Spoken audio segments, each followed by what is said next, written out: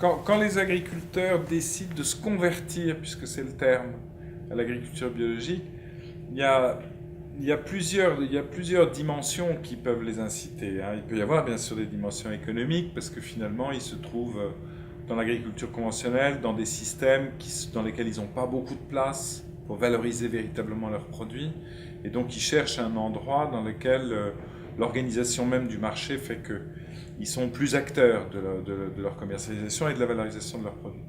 Et puis, il y a des gens qui se convertissent à l'agriculture biologique parce qu'à un moment, ils ont été malades au contact, à l'usage d'un certain nombre de pesticides qui sont dangereux. Alors, on est un peu plus prudent aujourd'hui, on met plus des gants et des masques qu'on en mettait il y a 20 ans. Mais il y a ça, comme chez les consommateurs, d'ailleurs, il y a des gens qui viennent au bio parce qu'à un moment, ils ont été malades, parfois très gravement malades, et donc ils veulent trouver autre chose.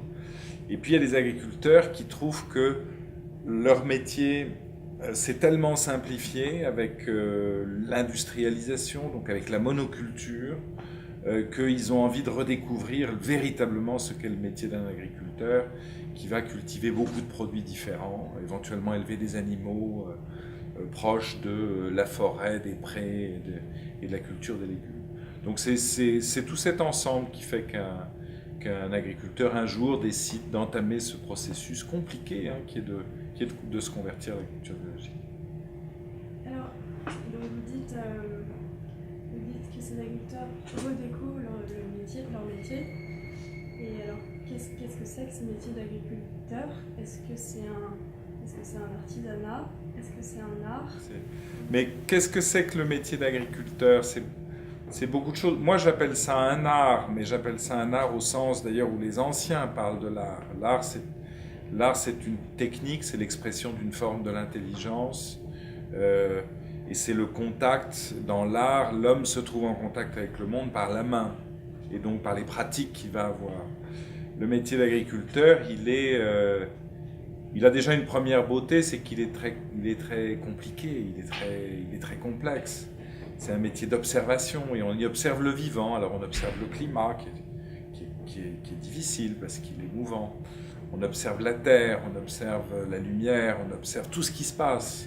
Quand on regarde ce qu'étaient les carnets des paysans autrefois, on en trouve parfois, on les garde sur plusieurs générations.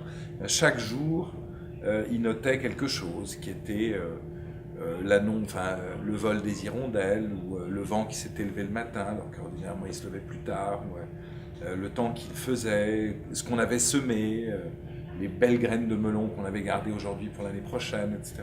Donc le métier d'agriculteur, d'abord c'est un métier d'observateur. Il y a quelque chose de méditatif dans ce métier-là, qu'il y avait autrefois d'ailleurs probablement dans tous les métiers, mais il reste ça. C'est quelqu'un qui observe beaucoup. Et ensuite c'est quelqu'un qui agit avec la nature pour essayer d'en tirer sa propre subsistance et puis celle de ses congénères, parce qu'il va produire, avec la nature, il va produire des aliments, de la nourriture. Ses animaux, mais aussi ses clients, d'autres hommes qui vont manger ses produits. Donc c'est un très beau métier, c'est un métier très riche.